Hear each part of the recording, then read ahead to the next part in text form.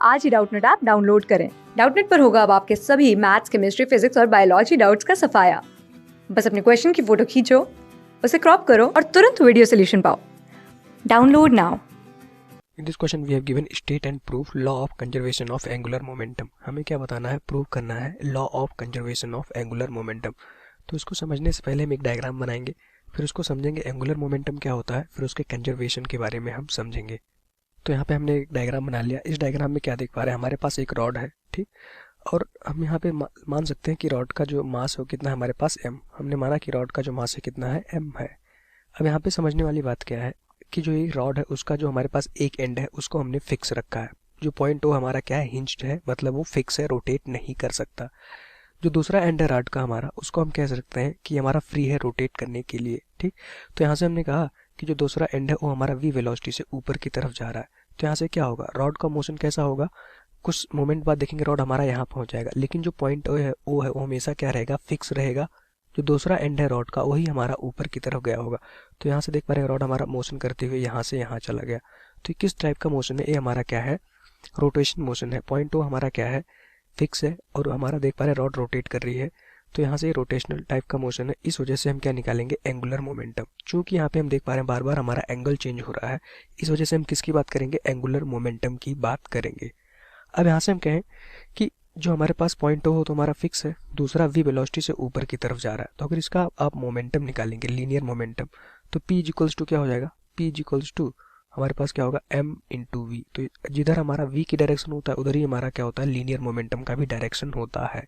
m क्या है, मास, और v क्या है, v वेलोसिटी से हमारा ये जो रॉड था ऊपर की तरफ जा रहा था। तो उसका जो मोमेंटम हो जाएगा, कौन सा मोमेंटम, लीनियर मोमेंटम। क्यों, क्योंकि अभी ये हम देख पा रहे हैं कि जो हमारा पॉइंट है ऊपर की तरफ जा रहा है, ठीक। तो यहाँ से linear momentum m into v हो जाएगा।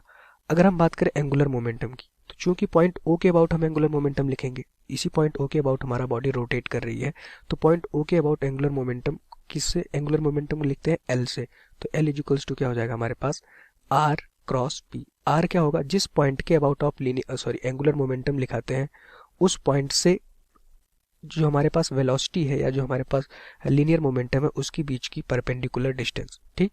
तो ऊपर देख पा रहे हैं हमारे पास लीनियर मोमेंटम की डायरेक्शन क्या है, ऊपर। किस पॉइंट के अबाउट हम अपना एंगुलर मोमेंटम निकाल रहे हैं, पॉइंट ओ के। तो इस P से और पॉइंट O के बीच की परपेंडिकुलर डिस्टेंस कितनी है, R।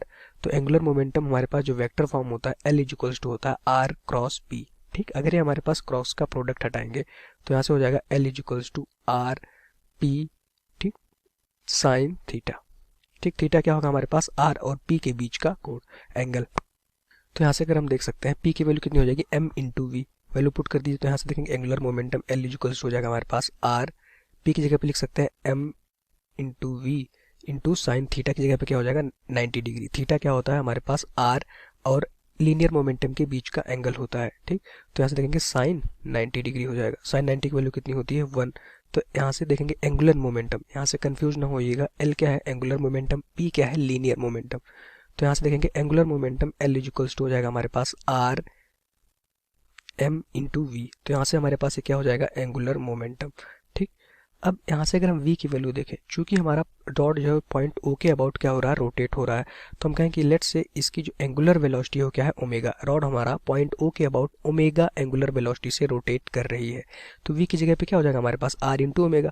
वैल्यू पुट कर देंगे तो यहाँ से देखेंगे angular momentum L equals to r m v बराबर क्या होता है, r इंटू ओमेगा। तो यहाँ से वैल्यू पुट कर देंगे r इंटू ओमेगा, ठीक। यहाँ से इसको पूरा सॉल्व करेंगे तो angular momentum L equals to हो जाएगा m r square into omega. तो यहाँ से एक फार्मूला हमारे पास एंगुलर मोमेंटम का ए भी निकल के आ गया, ठीक। एम आर स्क्वायर क्या होता है हमारे पास, मोमेंट ऑफ इनर्शिया, ठीक। एम आर स्क्वायर को क्या हम लिखते हैं, मोमेंट ऑफ इनर्शिया, किस पॉइंट के अबाउट, जिस पॉइंट के अबाउट ये हमारे पास रॉड रोटेट कर रही होगी। तो यहाँ से देखेंगे ये क्या होता है हमारे पास, M R square, moment of inertia होता है I equals to M R square. तो एम आर स्क्वायर की जगह पे क्या लिख सकते हैं, आई इंटू ओमेगा। तो यहाँ से हमारे पास एक फार्मूला ए भी हो गया, ठीक। ये हमारे सब इंपॉर्टेंट फार्मूले हैं, चूंकि हमें प्रूफ करना था तो बारी बारी से एक एक फार्मूले हम यहाँ से देख सकते हैं। अब हमें क्या निकालना है, rate of change of angular momentum, तभी हम बता पाएंगे कि कंजर्वेशन ऑफ एंगुलर मोमेंटम क्या होता है।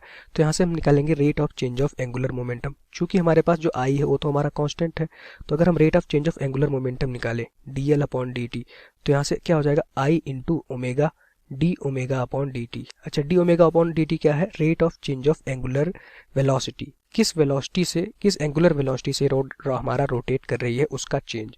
ठीक, अच्छा अब यहाँ से इसको लिख सकते हैं d L upon D t. ये क्या है? D L upon D t ये हमारा है rate of change of angular momentum is equals to I into rate of change of angular velocity क्या होता है, जिस तरह से हम देखते हैं rate of change of velocity क्या होता है? एक्सीलरेशन। अगर हम एंगुलर वेलोसिटी की बात करें तो यहाँ से देखेंगे वो क्या हो जाएगा हमारे पास? Angular acceleration.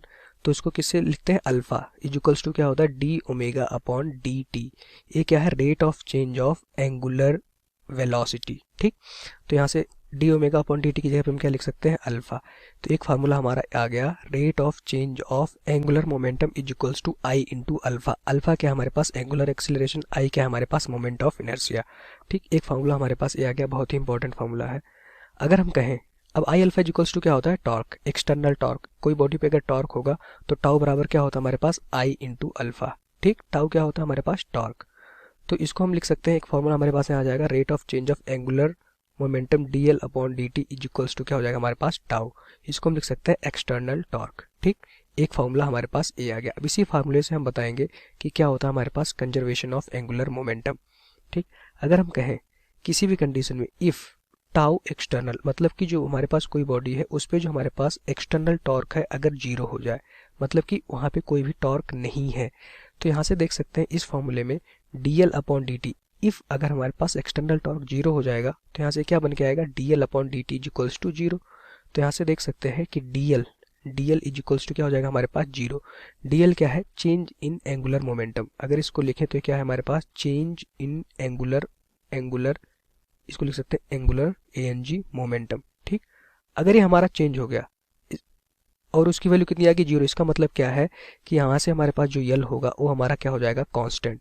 ठीक, कांस्टेंट हो जाएगा। यही हमारा क्या है? Conservation of angular momentum. अगर यल हमारा कांस्टेंट हो गया इसका मतलब कि जो इनिशियल एंगुलर मोमेंटम है किसके बराबर हो जाएगा? फाइनल एंगुलर मोमेंटम के बराबर। ठीक, यही हमारा क्या है? Conservation of angular momentum. कब होगा? यहाँ से इंपॉर्टेंट बात यह है कि अगर किसी भी बॉडी पे एक्सटर्नल टॉर्क जीरो है तभी हम कहेंगे हमारे पास जो होगा एंगुलर मोमेंटम कंजर्व होगा। अगर टॉर्क जीरो नहीं है तो एंगुलर मोमेंटम कंजर्व नहीं होगा। ठीक, तो कंडीशन क्या है? जब किसी भी बॉडी पे एक्सटर्नल टॉर्क जीरो होगा तब हमारे पास जो एंगुलर मोमेंटम होगा वो क्या होगा? कंजर्व होगा। यही हमारा इस क्वेश्चन का आंसर हो जाएगा। अब यहाँ से हमें पता है कि जैसे एल इजिकल्स टू क्या होता है हमारे पास ऊपर फॉर्मूला लिखा है आई इंटू ओमेगा। आई क्या होता है? Moment of inertia. ओमेगा क्या होता है? Angular velocity. अगर ये कांस्टेंट है इसका मतलब क्या हो गया कि I one omega one is equals to I two omega two. कब? जब हमारा एंगुलर मोमेंटम कंजर्व होगा तो उसको हम ऐसे लिख सकते हैं I one omega one is equals to I two omega to.